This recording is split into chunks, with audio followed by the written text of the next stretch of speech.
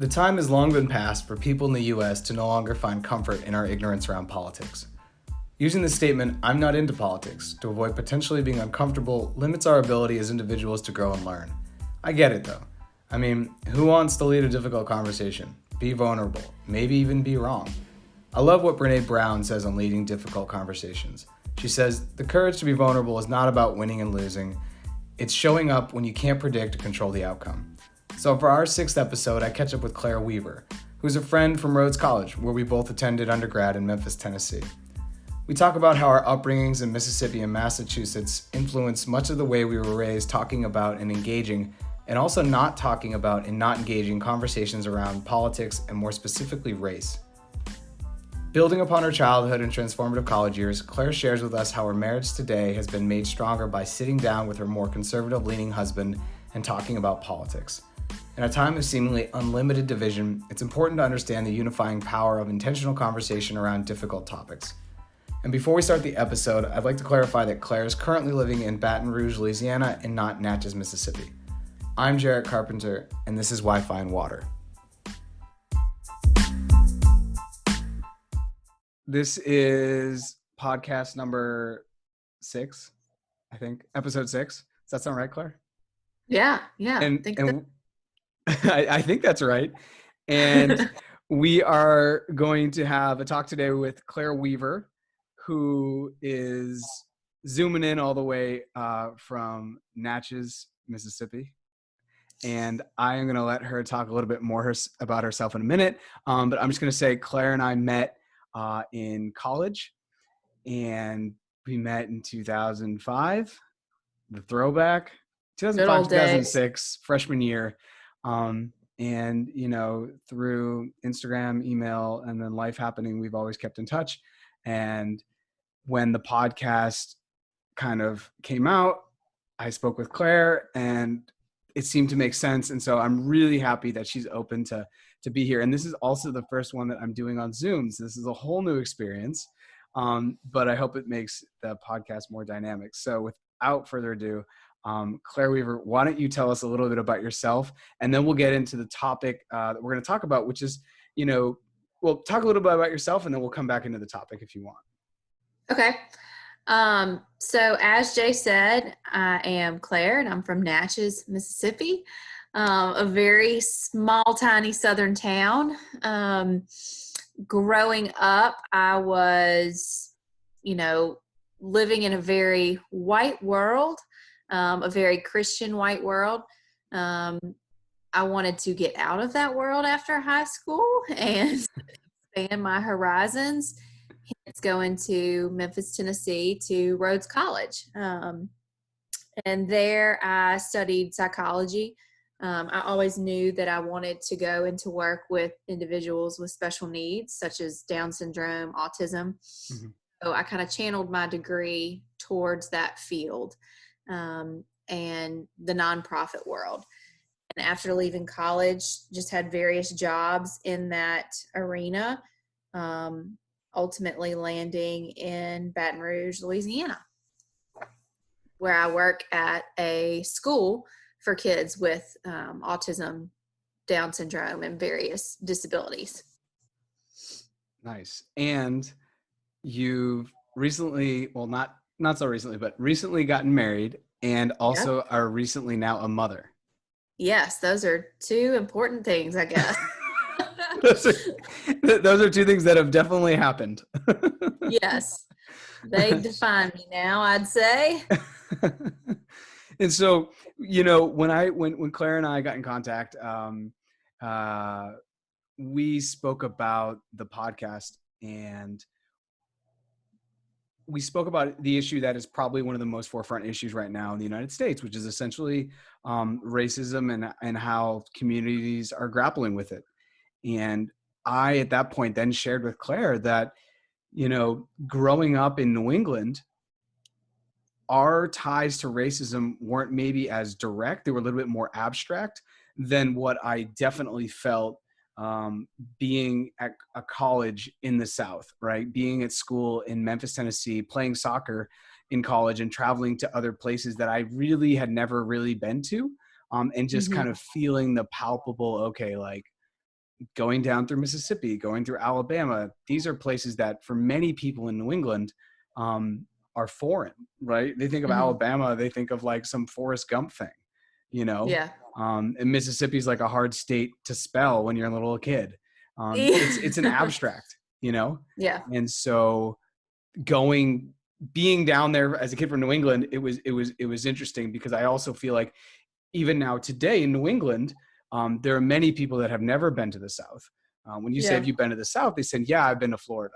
And then coming home in the summer, I feel like there was a tendency to say, oh, why are you going to school in the South? Why are you going to school in the South? You know, we have the best schools, especially being from Massachusetts. Like you can go to Boston and you could throw a stone and you're going to hit like an amazing institution that's known across the globe. And then when I come back and say, you know, I go to Rhodes, they don't know what that is. But then when I'm in the South, everyone kind of knows what Rhodes is because, you know, it's a very popular school. Now, since Rhodes has really grown and there are a lot of people in New England that are now gone there. And even when I was a senior, there was a student who was down there, Tommy Lockwood. So who'd gone to my high school and from my town, full circle. So it was just always really interesting to then engage with ideas of race and ideas of ethnicity coming from New England and being in the South. And so when I reached out and Claire and I spoke about everything that's going on, I mean, when we catch up, we were talking about Black Lives Matter and all of that. And then she had expressed interest of basically sharing that and being on the podcast. I just absolutely think that that's so important because the United States is obviously, it is literally made up of states that are united. And I think we need to remember both of those, right? It's united. And they're also very different. And we're seeing the way that plays out right now in the global pandemic. And honestly, the way that states in each pockets are kind of responding to racism, because the narrative that will happen in Mississippi is way different from the narrative that happens in Massachusetts. I think on that, like, you know, if you want to talk about, because to me, it's so fascinating to hear from you, because these are also things, Claire, that we really never dove into in college. We were together for like 4 years and we dove into everything else under the sun and, you know, had an amazing friend group and all this. But I think that also speaks a little bit to the experience of Rhodes College and what that space was.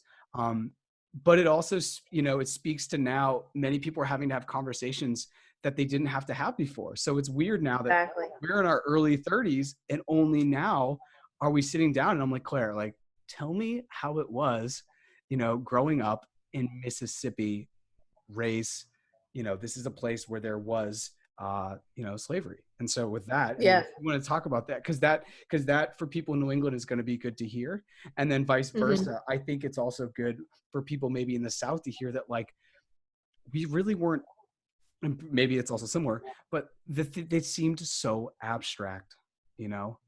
And so, with that, I'll I think it was hard for us to relate. And I guess because it's so abstract, like you know, in college, I was just kind of this girl from Mississippi and let's go to Clarestown and see the plantations. You know, it was just kind of like, oh, ha ha. And I guess we never really sat down and talked through that because it was so foreign to both of us. Totally. There was, you know what, there was no reference point. And I see that happening today a lot. It's like, you know, there's that expression, trying to explain the color blue to a blind person, or to someone who can't see, trying to explain a color. And that's how I kind of feel like we didn't have a reference point at 18, 19, 20. We also maybe didn't have life experience to be able to teach us to how to communicate through something like that. And the emotional intelligence or maturity, potentially. I don't want to take too much away from our younger selves. But, you know, isn't that weird? And so, if you want to talk a little bit about Natchez, because you've shared things with me that have I didn't know. And then I've shared something with you about the town that I grew up in that you probably didn't know. And they're both like, wow. So, so high school. So high school. High school, eye roll. I mean, for reference right now, I'm wearing a headband in our Zoom call to kind of commemorate my high school experience, because I would wear headbands like this and they would call me African Wild Child, like it was an African headscarf. Wow. So real foreign, real cookie cutter. And wait, just to get a little more context around that. So just because you had a headband or scarf, they called you African wild child. And so that leads me to believe that other girls in high school did not do that. Correct. It was like, was it seen as hippie? Like, Yeah, I how think was it so. received? I think so, because then I got a bumper sticker that said "Hippie Chicks Rule." So I think it was like a hippie Okay. thing. So that just kind of paints a picture that it was a standard, and there wasn't really a lot of outsiders on the standard. I think the distinct thing about Natchez is the history with the Confederacy. Used to be the richest city in the Confederacy, and I can remember going into a building with my dad where slaves were sold and there were still shackles on the wall. I mean, this is in like the 90s, 2000s, and that was still present. So slavery, go ahead. Sorry, yeah. When was that taken down? Like when did that, or is that still present? It's not still present. It was just completely like renovated into an apartment, like an Airbnb. Oh my God. Yeah. Okay. All right. In like, like probably while I was in college, it was okay. Okay. So we had a rich history. I mean, everyone gets married at a plantation house. The wait staff there is all African American. I grew up swimming at a plantation. We also are very infamous now for our Confederate pageant that we had every year that commemorates, moments in the Confederacy.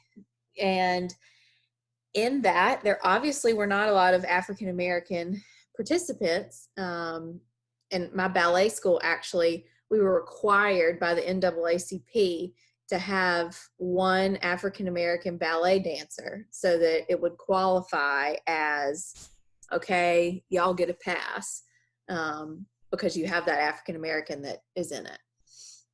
Wow. And looking back now, like questions, right? Like, okay, so let's talk about, so your child is now 5 and is playing on a soccer team and they have a similar rule. Do those things still happen as far as like the NAACP being like, yeah, you need to have, show that type of representation, or like, where are we now? Cause that's where it was. And has there been an evolution? You say that, the shackles are now on Airbnb. Right. And no one knows that probably history, maybe, or maybe they do. Probably not. Yeah. Probably not. And so where are we now as far as like those types of, where are we now? Because that was seemingly 15 to 20 years ago. Yeah, there's been a lot of reform with the Confederate pageant because tourism is the #1 industry in Natchez. I mean, you can't see all this history. And so obviously they had to reform it because it kept getting weirder and weirder. People didn't want to come and see these white people parade around about the Confederacy. So Greg Iles, who is a famous Natchez author, he actually did a lot of work to reform it and really paint a positive picture on the African American piece of the Confederacy. I don't know what's going to happen from here on out, especially after this year. But looking at it, kind of like coming back and looking back into it, my thought was, when we're sitting in our history class and we're sitting in our religion class in high school, like that would have been such an interesting thing to bring up and say, hey, this is what we all do, and we all just think it's normal, but think about the other side of it. And I think that you ask, if my son is on a team and that was a rule for some god-awful reason, that's the point that I would make. Like, let's sit here and think about what it must be like for that one person that has to be in it to represent their minority. Yeah. I mean, it's just, wow.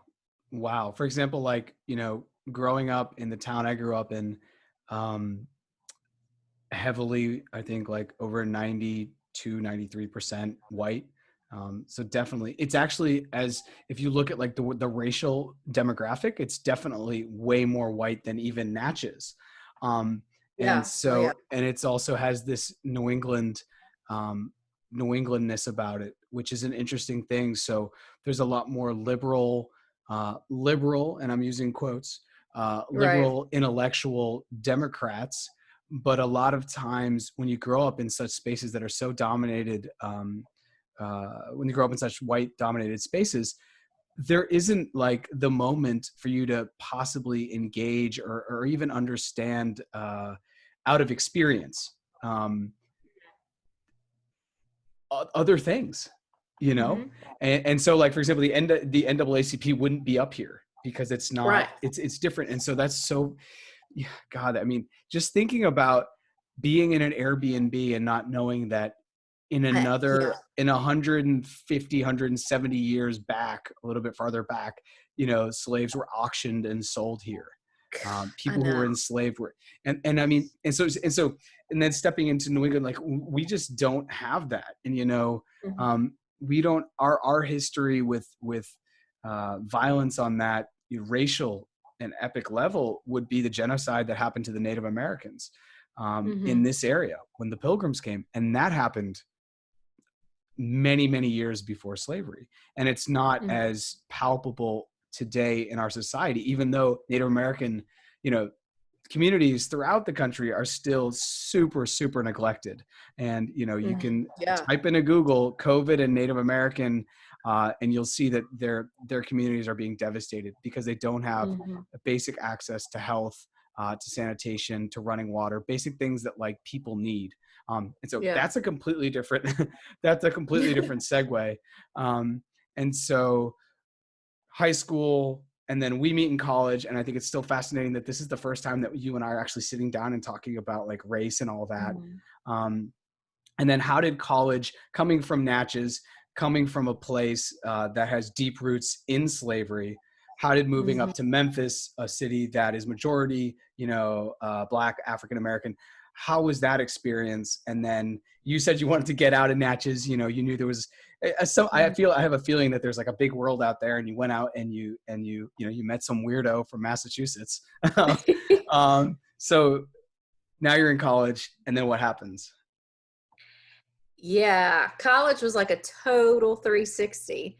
Um, just to kind of show the difference. In high school, I was a member of the Young Republicans. And in college, I was on some committee that was like college students for Barack Obama. So it was just completely different. And I think, you know, while I was in high school and while I was in college, I worked a lot at a summer camp for adults with special needs. And that's how I kind of got on my career path. And I'm telling you, like when you sit there and you take care of a person that's older than your parents, and you have to help them shower, you have to help them use the bathroom. Like there's nothing, it just makes you root for the underdog. You realize these people can't advocate for themselves. I have to be their voice. Um, so I started to just really kind of latch on to liberal ideas and friends that were liberal, you know, really kind of clinging to them and learning all that I could. And college was just like opening Pandora's box to so many thoughts.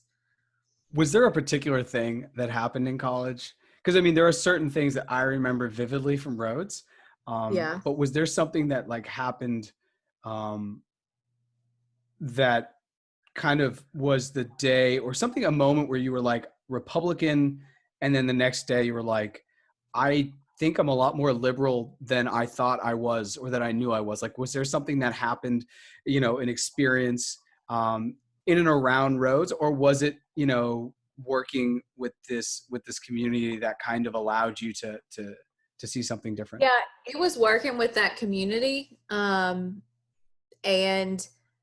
kind of the name calling, like the African wild child and the hippie and all that. And, working with my special needs community. And I was like, okay, like I'm different than this, but I can latch on to this. Mm-hmm. So it was that. But in college, a big moment was I took a religion class that was Memphis and music and religion. And we went to the Reverend Billy Kyle's church. And he was the last, at the time, he was the last surviving person that was with MLK when he was shot. And we just sat there and talked to him and interviewed him. And I think that was one of the moments where I kind of got more into the picture of race and realized the activism that was needed. I didn't even know that until today. I didn't even know that. Oh my gosh, yeah. Was that freshman year?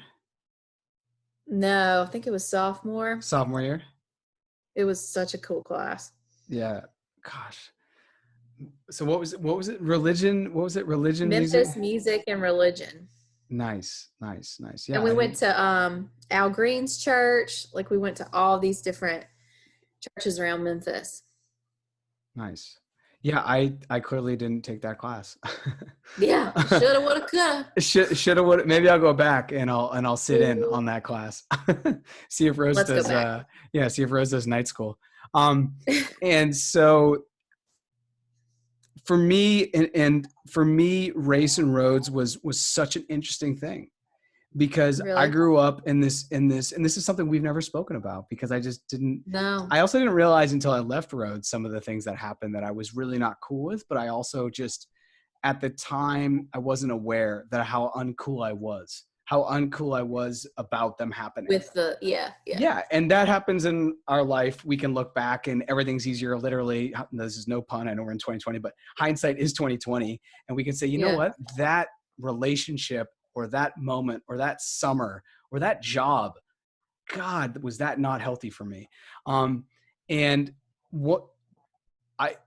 Rhodes is super interesting because when I visited it with my dad, and this is something I also really never shared. And so if there are Rhodes people listening, I'll be like, oh my God. But I visited with my father, and we went down, and I loved it from the second I stepped on the campus. You just have a feeling about certain campuses. I stepped on, and I was like, yeah, I can see myself here. I really want to be here. How do I, how can I make that happen? And it ended up working out. But I remember when I got into Rhodes, my father told me he didn't want me to go to Rhodes. And I said, but why? Like, I'm telling you, this is where I'd like to go. I feel comfortable here. If I'm going to be far away from, everything I know, I want to be in a place where at least I feel comfortable. And he said, I don't want you to go to a place where all the kids have white faces and everyone who works there has a black face. And wow. He said it a lot more eloquently than that, but I'm just going to keep it like, we're just going to keep it moving here. But he was basically like, I don't want you to think that that's how the world is, because it's not. And it's essentially, he didn't say this. This is me now looking back at his like words. And there was a little bit more drawn out than that, but it was essentially like, this is a place of privilege. And this is a place, Rhodes context within a majority black city is so interesting. And I think it's changed obviously since we went, but when we went, it was such a white campus. And so my father, being cognizant of the fact, he saw things that I didn't see then. And maybe I should have listened to him. Dad, if you're listening, maybe I should have taken that into account more. But, being a kid who was adopted from Colombia, when you grow up in this community, I'm just Jarrett. That's all I am. But the second I left this community and I went somewhere else, and people don't know me, and they don't know my parents, and they don't know the church that I go to. They don't know that I went to this high school. Once I don't have any of those connections, then I'm just what people see. And all of a sudden, getting on the plane and going down to Memphis, I all of a sudden became, I became actually, for the first time in my life, I was like seen by others as a Latino. And that's how I was engaged with. That was very much a part of your identity. Yeah. Everyone, I know, because at Rhodes, I was the only, before I say that comment, I think I can make that comment. Yeah. As far as I know, I was the only Colombian person at Rhodes, Colombian blooded person. Really? There were a couple, there were a couple students with Mexican heritage and other things like Right. that. But it was the first time where basically I go out in the world, and then, the world's going to tell you who you are. And it's up for you to know who you are internally and be like, whatever. And the world will judge you as the way it does. And that's kind of like, that's how the thing goes. And so it was a very interesting thing to be at Rhodes. And then all of a sudden overnight, I am like, Matt, shout out. Yeah. We're like the two Latino kids, and we're fulfilling stereotypes, right? Totally. Because we play soccer. Awesome. Totally. And so I don't know, that was a super interesting time. And so Rhodes for me, as I think it was for you, was transformative in the way that we understood, engaged, and saw race. And then on a more national level, I had never really started to, dive into so many things that happened in U.S. history according to race. Like, when did you learn about Emmett Till? Was that in grade school, middle school, high school, being a part more of like the Southern? Yeah, I would say middle. And how was it? Like, what was the conversation around that?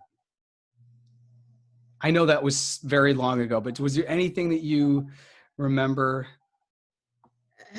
Yeah, nothing notable. And I feel like the African American people that we learned about, I feel like it was so brief, Mm-hmm. Like a Harriet Tubman, a couple other people. Two sentences. Rosa Parks sat in a bus. NAACP, MLK. Yeah. Because I grew up here, and I don't learn about Emmett Till, and this is real. I do not learn about Emmett Till until Kanye West comes out, 2005, College Dropout. And in the song In the Wire, he talks about that. He talks about, because he gets in the car accident, and he says, scared to hell that he's talking from his girlfriend's perspective at the time. He says, scared to hell that my guy looked like Emmett Till. So I don't know what that means. And I'm rapping along, and I know all the lyrics. And I remember being in Glassell. J.R. Bizzle's my roommate. I know. And I get on Google or Bing or Ask Jeeves, whatever we had back in the day. And I look up Emmett Till. And that's how I learned about Emmett Till. And so what I'm saying is, like, coming from New England, we don't learn about almost anything. If you thought your like African-American history was brief, I feel like ours was way briefer, at least in like, and if you obviously wanted to dive deeper and took a class maybe in high school about that, then sure, maybe you could get that. But it's just something that we are just not taught, and we are not raised to understand that also, like, African-American history is American history. Therefore, we should learn about it, and it adds tremendous value to our understanding. And so, yeah, well, and like Juneteenth, what the hell? Why is that not a thing? Why is that not? It should totally be. How is it? Okay. How is it not? And here's the other thing. I didn't know. When did you know? I didn't know about Juneteenth until I went to the Peace Corps. Full confession, did not know about Juneteenth until this year. Really? Yes. Wow. You heard it first. Why is that not taught? Totally. It should totally be taught. And here's the thing, like, so I was like, why, so I learned about it in Peace Corps because all the Black volunteers would get together and they would have their Juneteenth party. And like, that's awesome. And, and that's when I learned about it, because I remember that there were other white volunteers that were like, oh, let us go to Juneteenth. How come they can have a party and we can't have a party? And I'm like, if you have to ask that question, if you got to ask that question, there's other things you need to be asking. Yeah. Hold on a sec. And I realized I never learned about Juneteenth, even all the time I spent in Memphis, because by mid-May, we were out. We weren't in school. So I wasn't hanging around Memphis, and I wouldn't have been there during that time for, maybe there was something that would be going on in reference to that, because Juneteenth up in Beverly, I'd never heard of it. And the fact that we'd never heard of it is a problem, right? And because, think of how much we heard, as we should, we heard about the Holocaust growing up. Like I said, as we should. To me, that is like very similar, civil rights issues. And so that should be something that we are taught, that we celebrate. Grade school. It should be a national holiday. And the fact, it's just so shocking that you and I both have college degrees from the United States. and we are in many ways educated and not as informed as we should be. Right. And that right there is just the tip of the iceberg, I think, of systematic, of institutional racism, Yeah. by not Agreed. teaching. If you don't teach it, it never happened. Right. Mhm. And so, all right, let's fast forward. Let's fly forward. Because you and I were together when Barack Obama was elected and inaugurated. Gosh. The night to remember, or not. So many tears. So many tears.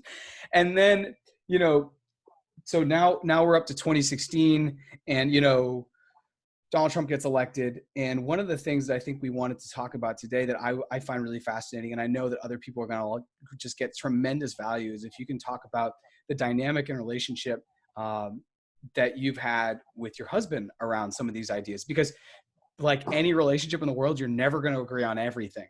Absolutely. From sports teams to food to, everything in between, and definitely politics, religion, drugs, all those things are all things that, I don't know any relationship that is like, yeah, we agree 100% on all these things, because Right. everyone's their own person. So talk to me about being married in the age that we're in, as a more liberal leaning person in Mississippi. Yeah. It's a lot. It's a lot. And raising a child. And raising a child under these circumstances. Yes. Yeah. So my husband is, and I hate liberal and conservative, but for the sake of simplicity, he is more conservative leaning. He's from Louisiana. And when we met in 2016.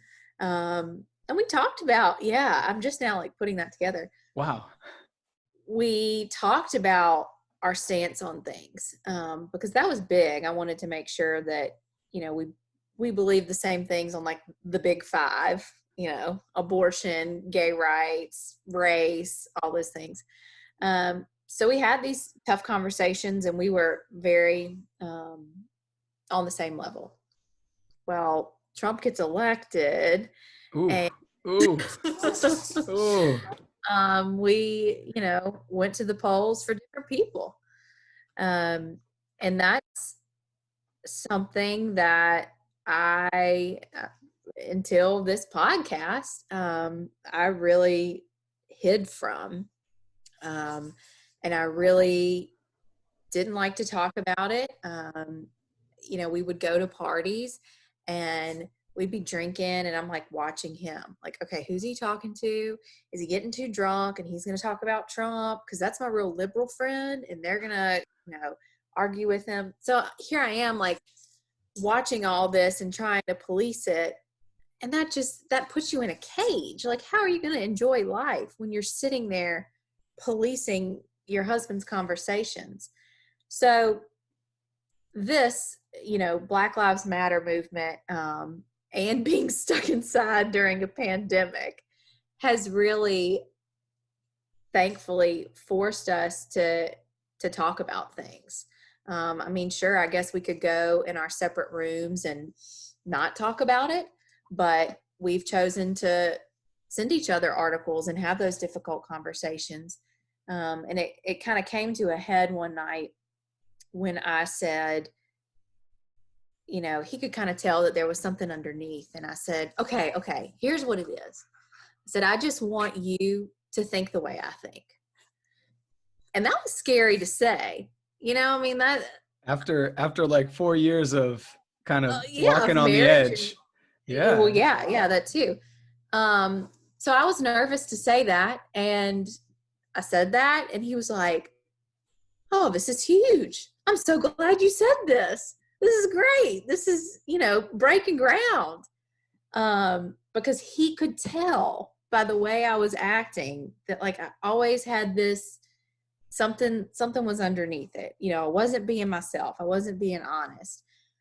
So since I've said that, and since we had that breakthrough, we've had such genuine conversations about why we believe the things that we believe.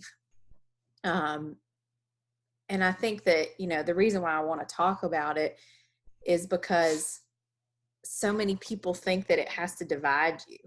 And that the person in office determines so much about who you are, but it doesn't. And, you know, kind of my tagline is, I thought when Donald Trump got elected, he was going to lead us to divorce, but he actually made our marriage stronger.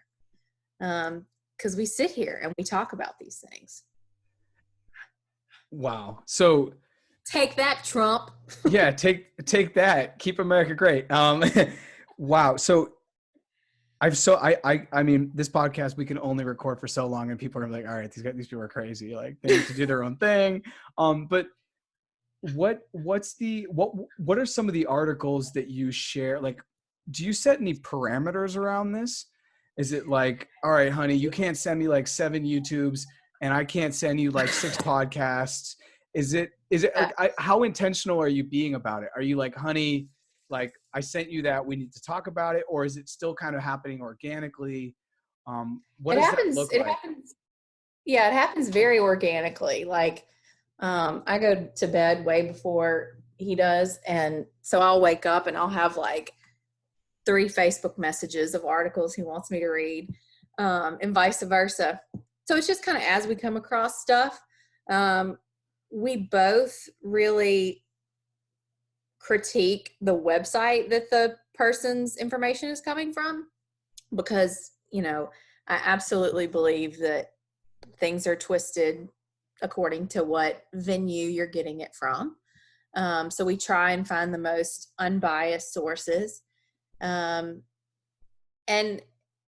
you know, we will say things like a statement, well, I think that Black Lives Matter believes this. And if I have a challenge to that, then I'm like, okay, I think I heard that it doesn't, so I'm going to find that for you. So that's kind of how we get on track.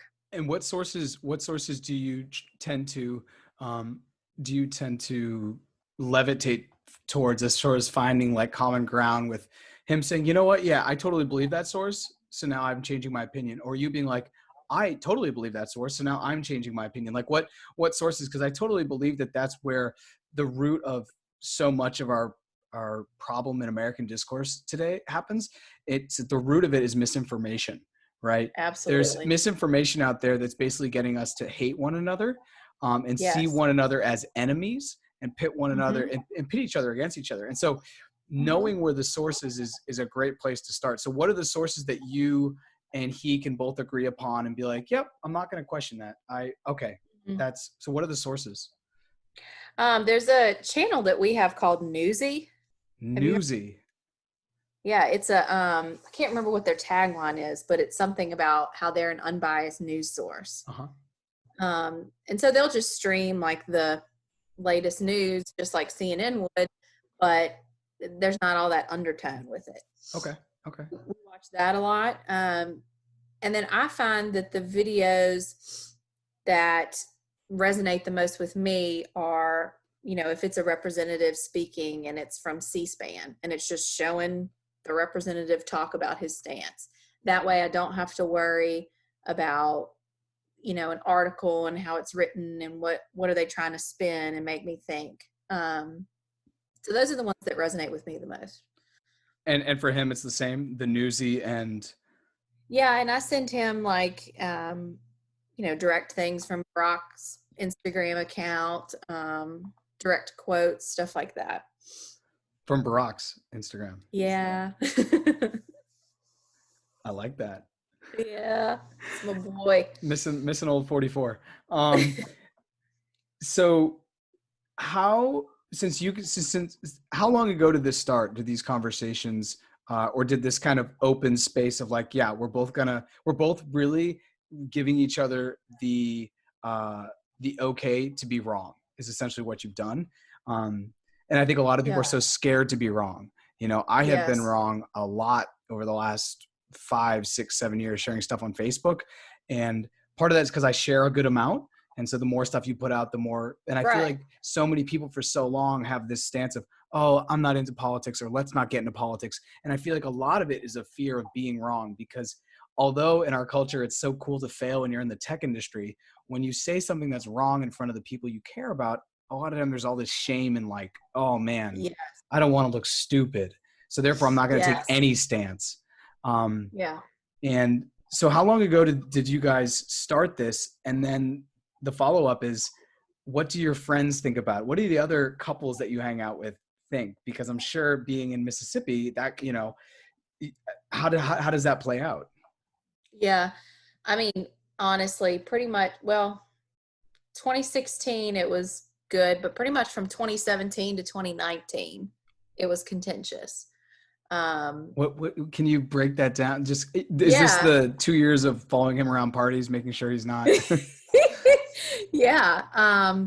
And we just didn't talk about politics. Nothing. Poor thing, he would try and start the conversation, and I would, exactly like you said, you nailed it. I would be like, shit, I don't have a statistic to give to him about why the way I think, so I just don't want to talk about it. Right. Because with me, and I think with a lot of the liberal party, you know, we're feelings based. And I'm using quotes. That stuff is hard to explain because I don't have, you know, facts in terms of evidence base on why I think the way I think all the time. So that just completely overwhelmed me, and I would shut down and just avoid it. And I would kind of commiserate with a few other people on, yeah, we don't talk about politics. And really, I'm telling you, it was this quarantine and going through this and having that breakthrough where I told him, I wish you just thought like me, that you really embraced this and started talking about it. And so other couples that, you know, do you think that they're talking about these types of things? Do you think they're still just like not talking about them?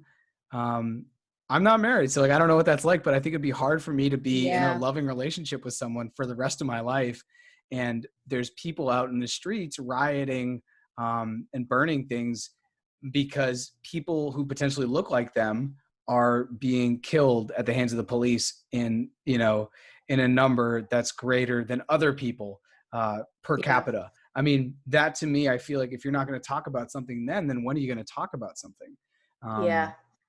So what's your feeling? Do you feel like other people are, and, you know, Yeah, I do. And amongst our friend group here, at least, we're kind of known as like, oh, Thomas has that liberal wife, you know, and we kind of joke about it, and it's always loving and it's fine and I embrace it.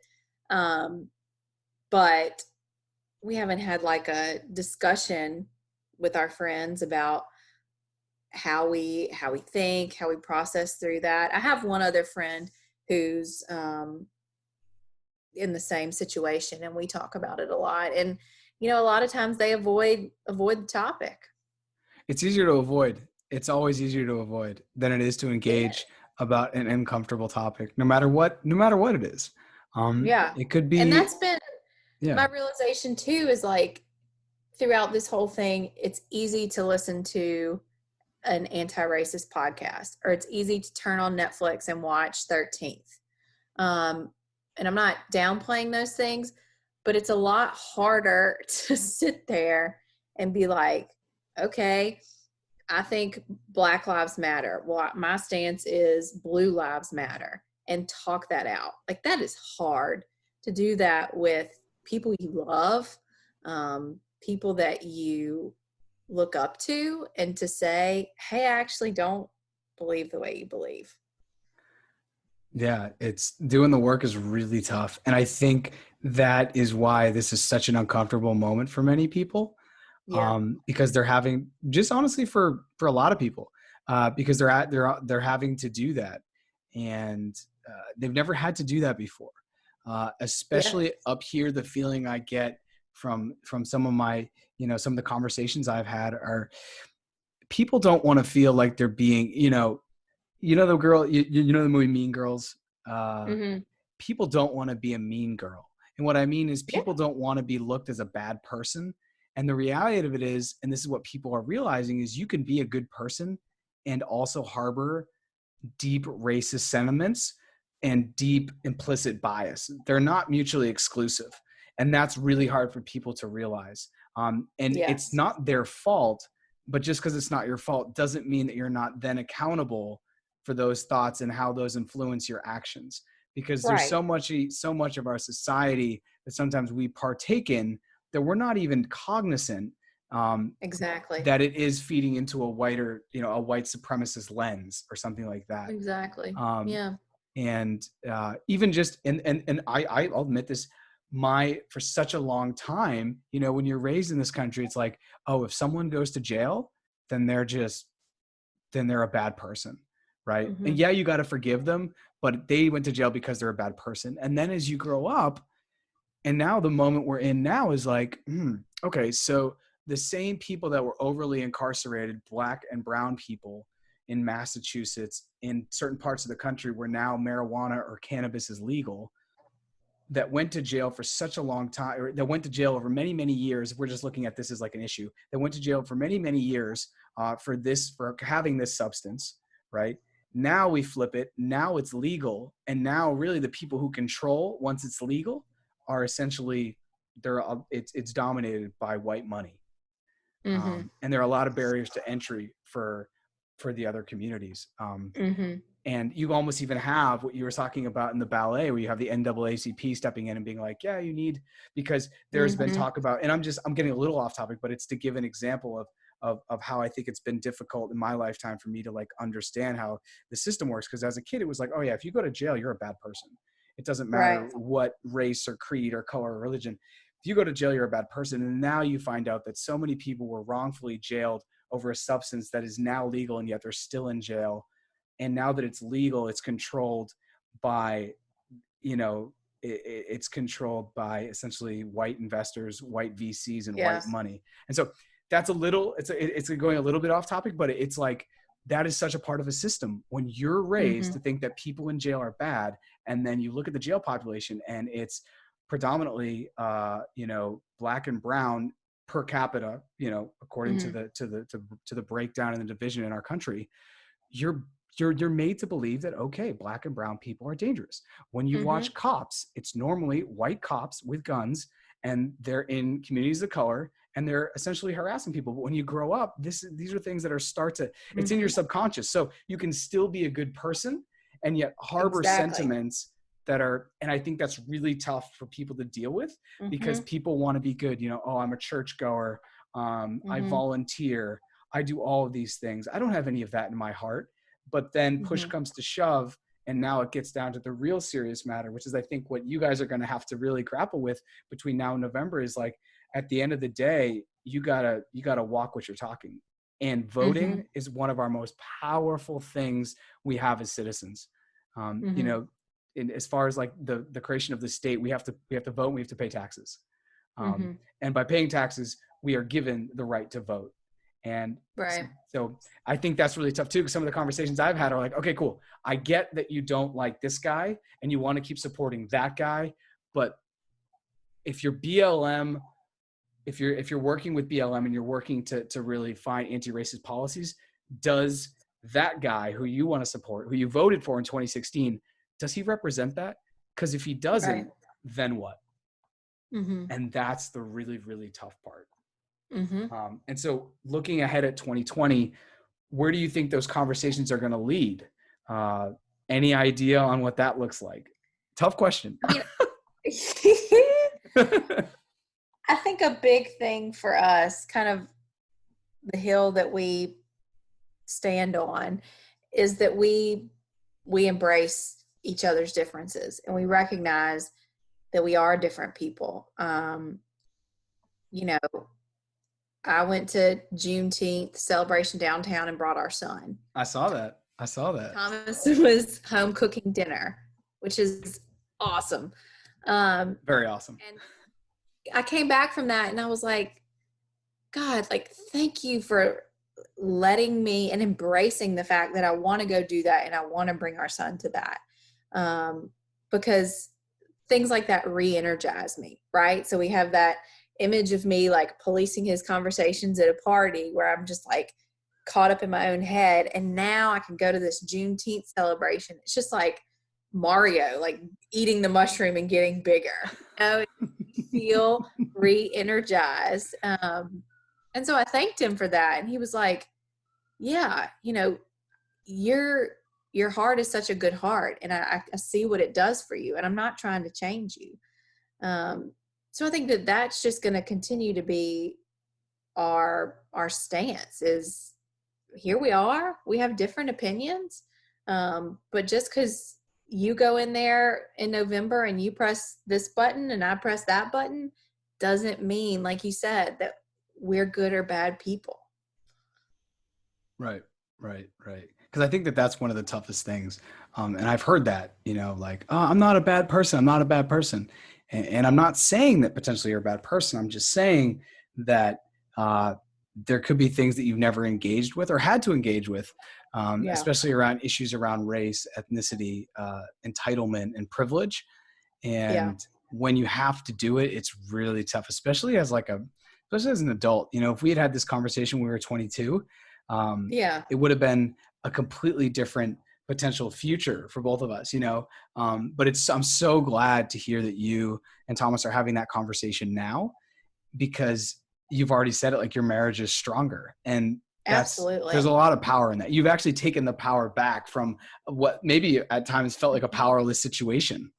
Yeah. And that's what I love. Like I felt like, oh, this expletive president, power.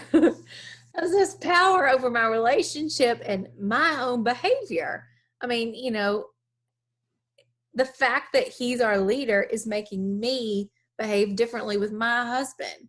And so that gave him the power. But here we are, because of all this nasty, awful stuff that's going on, here we are on the other side, and we're each shining kind of in our roles. Yeah, totally. I think, I want to be sure and say that I don't blame Natchez. I don't blame my high school. I don't think that they're awful or closed-minded or anything like that. I think it's just like you said, like growing up, you think that everyone who goes to jail is bad. I think when you're in a kind of a silo and you're only exposed to so much, that's what you're going to know. So I don't want to blame anyone or anything. Yeah, totally. And our experiences make us into who we are. And if I didn't have that experience going to Rhodes, to be frank, I would have felt like many people do up here. And I'm sure I did. Honestly, I'm sure I did before I went down to Rhodes in Memphis, and honestly made so many friends from the SEC, was that that's a whole different world, right? Why do I want to go hang out with Southern people? But now I'm like, no, it's a beautiful and it's a different part of the United States that honestly makes us stronger. But it's so telling though that we haven't even had a chance to talk about that in this until now. And I think a lot of that, especially tied around race, is that there was never a space where we felt like we could be vulnerable and be wrong about it. Exactly. And so, especially in college. I mean, and we went to a very, academically focused college. I think with politics in college, I really felt like I couldn't talk because I didn't have the facts, or I wasn't a poli-sci major.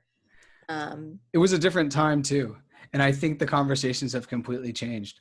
I mean, it was a time where the difference between like a liberal and a conservative would be, pro-choice or pro-life. And now it's a completely different conversation. Now it's like, sometimes it's like pro-science or not science, which is interesting to see play out, especially during a global pandemic.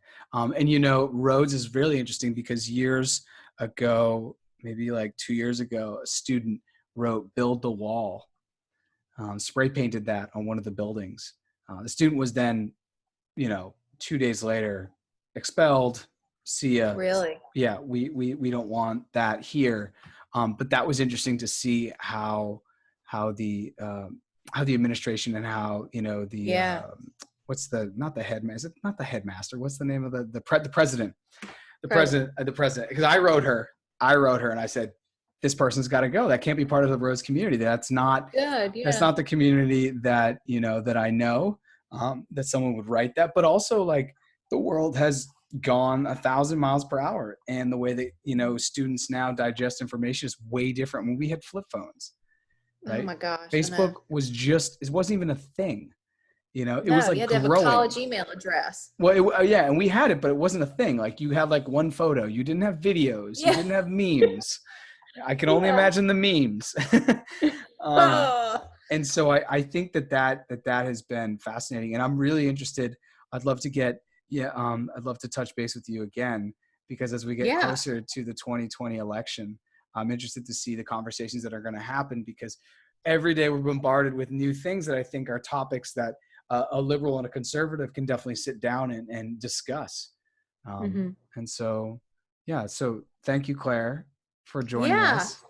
Thank you. And I think, going out, like, the challenge, I come from a religious background, but I think it can be applied even if you're not religious.